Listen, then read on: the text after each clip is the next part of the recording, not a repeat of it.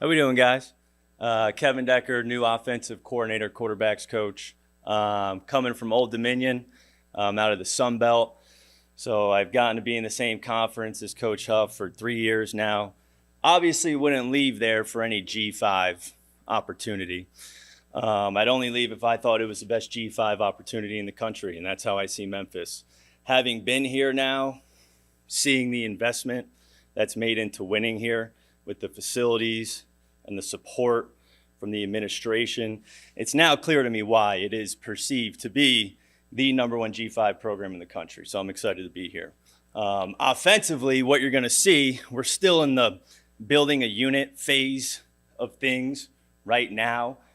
But what we hope to get to is you're going to see a unit that's going to play fast. Now, a common misconception to me with playing fast is everyone thinks tempo, tempo, tempo, right? And that's great. We can tempo with the best of them. But more importantly to me is playing fast post-snap, right? Conviction, speed off the rock. To me, that shows me you're confident in your 111th. Next thing, play hard. I firmly believe that great effort will beat good talent 100% of the time. I lived it as a player at the University of New Hampshire. We beat 6 FBS opponents in a row, 6 years in a row. We went down, we beat Delaware, James Madison, Richmond, teams we had no business beating just simply by playing hard. And lastly, we got to play smart. We want to play with emotion for sure, but we don't want to let emotion play with us. And we got to know every situation. Okay, Coach Jack called this play. He's calling this play in this situation because of this. I think anyone can just line up and run a play. That's easy. But if you can get 11 guys to line up and understand why they're running a certain play in a certain moment, that's when you can be pretty special. We got to secure the football. We cannot score points without the football. I tell our guys all the time, without the football, if you really think about it, without the football, we don't exist. We just go home. The football is everything. And we tell them the play is not over until the interior official has the football. Not any official, the interior official. Why?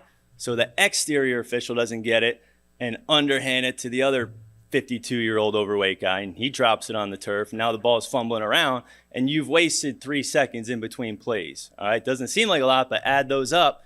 That could be 5 more plays you get in a game. So we got to secure the football, and we have to, it's imperative we avoid drive killers. What I constitute as a drive killer is a sack, a penalty, a turnover, or a negative yardage play. All right, when we add all of those up at the end of a game, it should equal less than 10. We want to stay going forward. Our job is to go this way, not that way, this way. And then lastly, we got to generate what I call X plays. An X play is a play that generates at least 20 yards. It's hard to put together a 12, 13 play touchdown drive. All right. There was a study done. I remember I did a study in 2019 in FCS and FBS football. Any drive in which at least one X play occurred, your chances of scoring points go up to 77%. All right, so to put it all together, play fast, play hard, play smart, secure the football, avoid drive killers, and generate big plays. How do we do that? By just doing your 111th. That's it. Don't do his, do yours. If everyone can do their 111th, we should be able to achieve success. With that, I'll take any questions. How you doing, Frank? Nice to meet you. Just a second ago, Huff said when talking about your scheme, it's not overly complicated. How important is that when you come into this program with the players?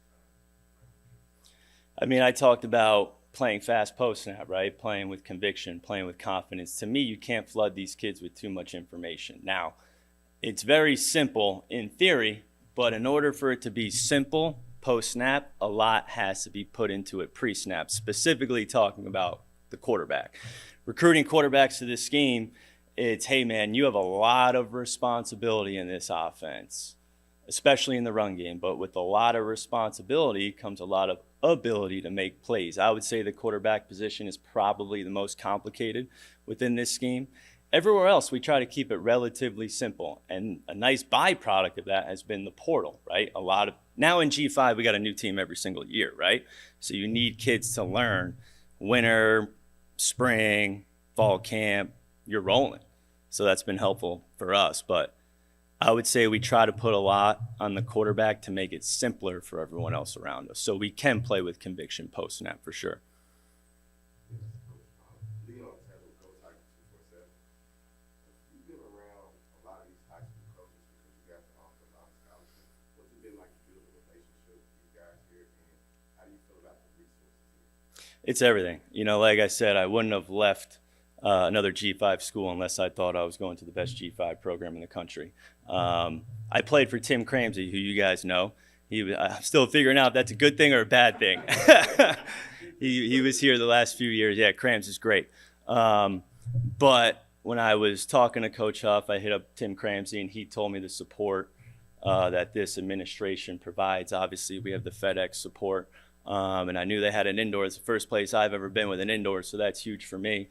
And then, and that's big, recruiting these kids in the portal. But going back to your high school coach's statement, it's great. One thing I've learned about this place that's been different from my last spot is we have guys coming throughout the offices constantly, high school coaches. Coach Salisbury, the former, Whitehaven head coach, he's been a big part of that. But they come in and they sit in my quarterback meetings, and that's huge because not only does the kid, the recruit, have to know who he's playing for, the kid is more comfortable if the coach knows who the kid is going to play for as well. So, hey, what better way to learn than to come into a quarterback meeting and listen to how messed up I am firsthand so you can see who your player is going to be playing for. So that's been huge. John Maddox, Andre Memphis. You've been at FCS, FBS, and now you've taken a step up in FBS. What is the biggest, other than the monetary resources, what is the biggest difference from, let's say, ODU? It's still 11 on 11. I'll say that. But I'll say when I jumped from Fordham to Old Dominion that first year at ODU in 2023, I think that defenses were more complex at this level. It was way simpler at the FCS level. So I think it probably took a half a season to adjust to that. But once you do, you're fine. From ODU to here, I would say the biggest difference is just where we're standing right now. We didn't have access to all this. I didn't have an indoor out of my back window of my office where you can just watch kids throw extra with the receivers. I would just say the facilities here are second to none, and that played a big part of me leaving for sure. From Matt in the back and then Jonah. From Matt Field, actually, so I heard out. You're a Westchester guy? Yes. Are you? Long Island? I thought the Sharks might do a little better in the first round there. I was rooting for them. Fins up. Didn't really work out, but we got St. John still, so that's good. Yeah. They're playing my favorite team, Duke. My two favorite teams, Duke, St. John's, are now playing in the Sweet 16. I don't know how St. John's gets a 5 seed. It makes no sense. They've won 22 out of 23. They smoked UConn in the Big East tournament. UConn's a 2, St. John's is a 5. That makes no sense. And my fear has come to life. Duke, St. John's in the Sweet 16. I don't know. I'm nervous for this. I'm going to say St. John's is going to win the game because as a big Duke fan, I watched them lose in the Final Four last year because they couldn't inbound the ball against Houston. They blew like a 10-point lead. They couldn't get it inbounds. I don't know if anyone watched Kansas, St. John's. Kansas turned it over about 7 times on inbounds passes yesterday. So I'm nervous for Duke in that regard. If they can do that, I think they'll win, but I think they're going to struggle with St. John's press. Yeah. Yeah. Quick one to something you said before the next question. 15, 20 yards, how you constitute that? So X plays at least 20 yards. The official stat by the NCAA is explosive plays. It's 12-plus runs, 15-plus passes, which we do as well. But I like to have it just general, any play that generates at least 20 yards. We want to have at least 5 in a game. And then, obviously, the decision will come down to you coached up. But I imagine you're going to have a very big input on the quarterback battle. Yeah. Quite simply, how does one win a quarterback competition in your offense? It's not just who throws the best ball, who's the fastest. From a football standpoint, it's who can most consistently execute their 111th more than they don't, really every single time, because we talked about all the responsibility that's on the quarterback in this scheme. There are certain plays where the ball can end up in 6 different places, depending upon what the quarterback chooses. 4 receivers, with the running back, or with himself. So that's a lot, and it's my job to train them. Their whole job is to get the ball to the most advantageous area on the field for us to have a positive play. Whoever can do that the most consistently, on top of leading the team. We want to evaluate everything, all right? How do they attack the weight room? How do they attack meetings? How do they attack gathering the guys amongst themselves to throw extra after practice? How do they attack calling the guys up on Saturday, getting them in the indoor to get some extra throws? How do they attack calling a guy up and say, hey, let's go out to eat? You know, Marcus with Air or Air with Marcus. You know what I'm saying? So one thing Coach Huff has taught me that I kind of lost along the way was like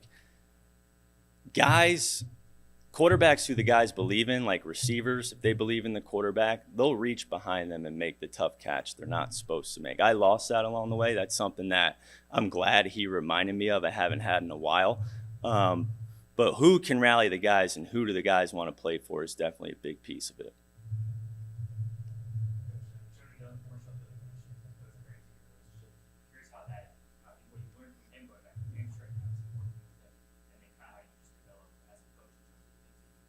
I think Crams is my baseline, right? Everything I learned from a quarterback and offensive perspective in college as a player was from him.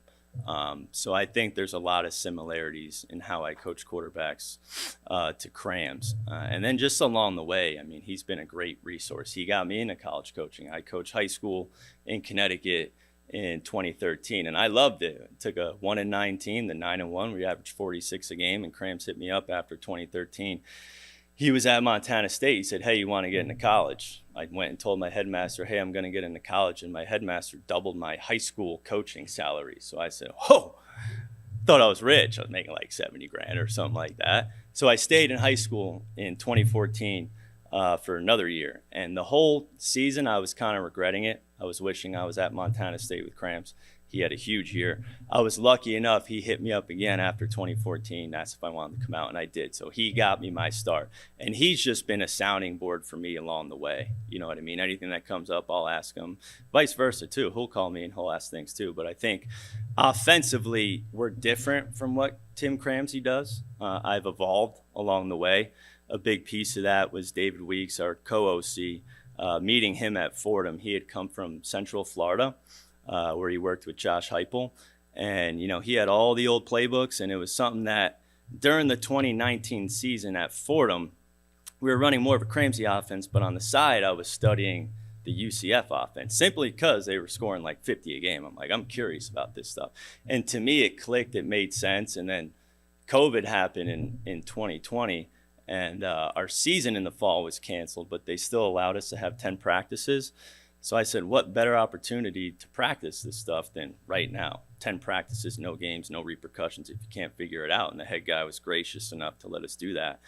And our guys really took that offense and literally ran with it. You know, we're number one offense in the country, 609 a game, 50 points a game, quarterback, 61 touchdowns. And it's something that, you know, has just stuck along the way. But you always got to adapt to what you got. I'm not just going to run that same exact offense because it worked for those guys. They're different people here, different human beings. But that was a long-winded answer to Tim Cramsey got me my start in college football and has taught me everything I've known. Greg and then Landon. Coach, Greg asked you with Sports 56 radio on the sideline reporter for the Tigers as well. South Jersey. Oh, no way. And you brought up Long Island University? Yeah. Rod Strickland? Rod Strickland. Was he really? Yeah. Wow. He's doing a great job. Oh, good to know. But Jersey, you go to the Jersey Shore at all in the summer? What was Jersey?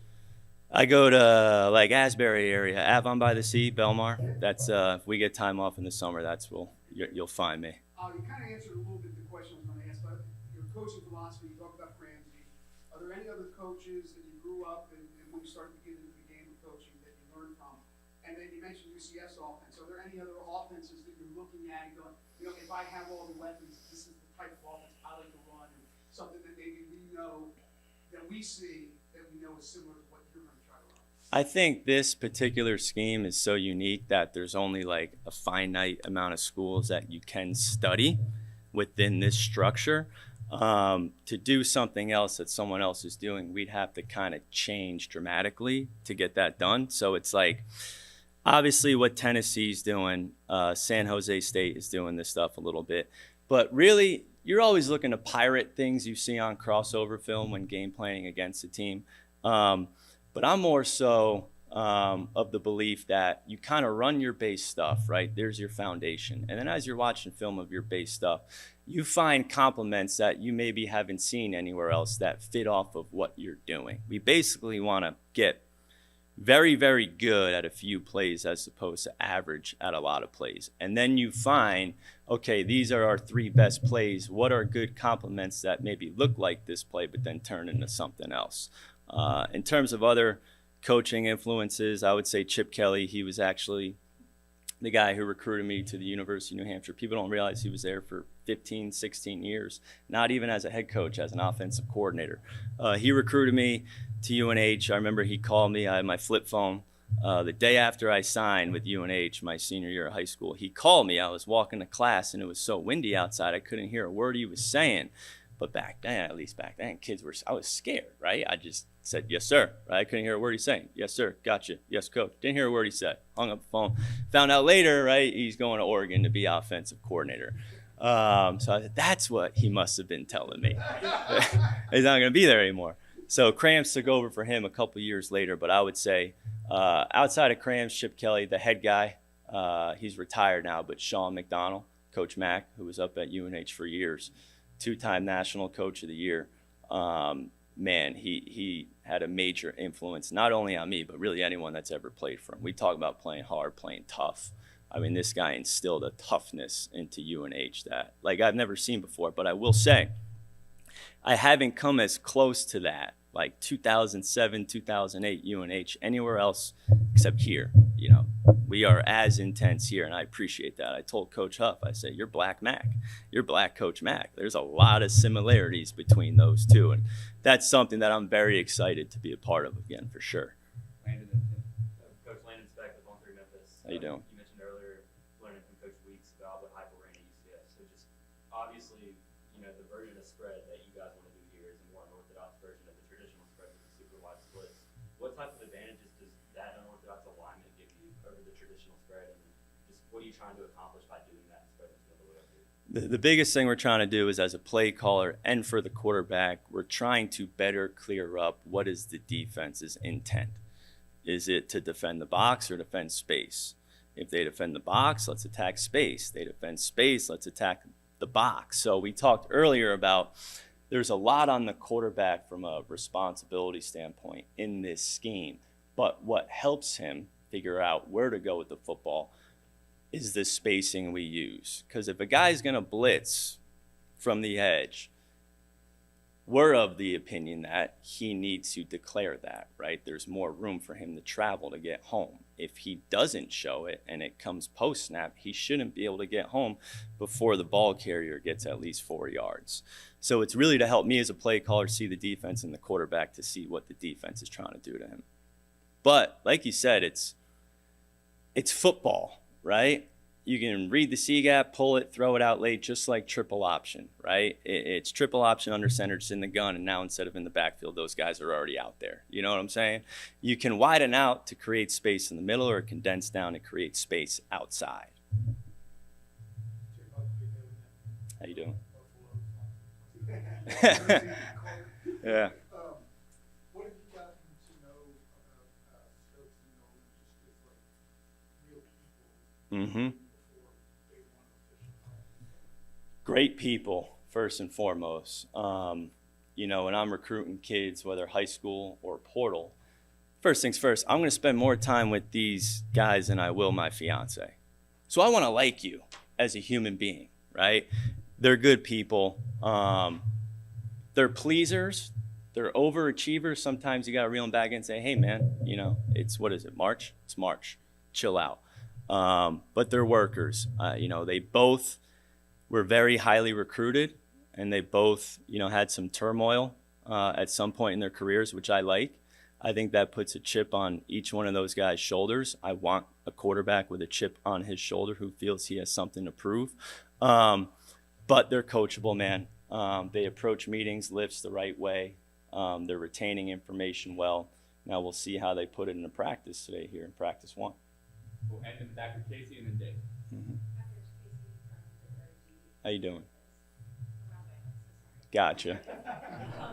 More Northerners here. I like it. We did an intro thing last week, and everyone was celebrating people from the South. And then I get up here like, hey, sorry, guys, I'm from New York. You know, boo. This is better. Thanks, guys. Coach, this one kind of excites you the most about some of the things in the offense. I think first and foremost, shout out the staff, Quan, Dobson, Weeks, Coach Lockett, obviously Coach Huff. I think we did a pretty good job in the portal at each position offensively. I think we're a pretty fast unit. Now it's my job to keep them fast, right? If a kid can run 21.8 miles an hour, I better not flood him with information making him run 19.8 miles an hour. So I would say I'm excited to see all the work they've been doing.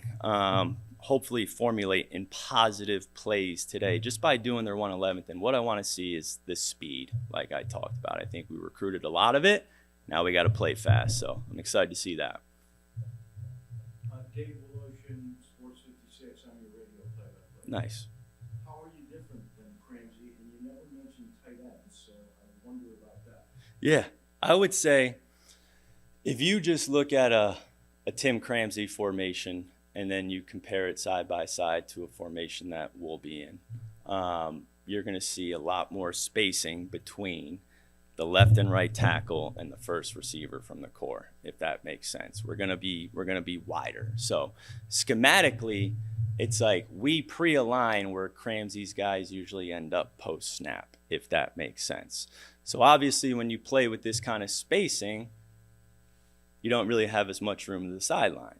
You know what I'm saying? So Crams would have a lot of outbreaker routes in his offense, which we will still have. Just when we're playing wide like that, you know, we devise everything to fit our needs within that structure. And we have ways to counter not using the sideline, which we think we do a good job of. But from like a personality standpoint and then like a how are we on the field standpoint, I think we're pretty similar, pretty juiced up, pretty excited. You know, we coach our guys hard, but we celebrate them doing it the right way pretty hard as well. You know what I mean? So both energetic personalities. And guys, don't get me wrong. Are you going to see us lined up on Pluto every single snap? No. Like we have things where we can align in more traditional splits, but for the most part, we like to play wide. Like that's our base. That's our structure. Thank you, Coach Decker. Thanks, guys. Appreciate it.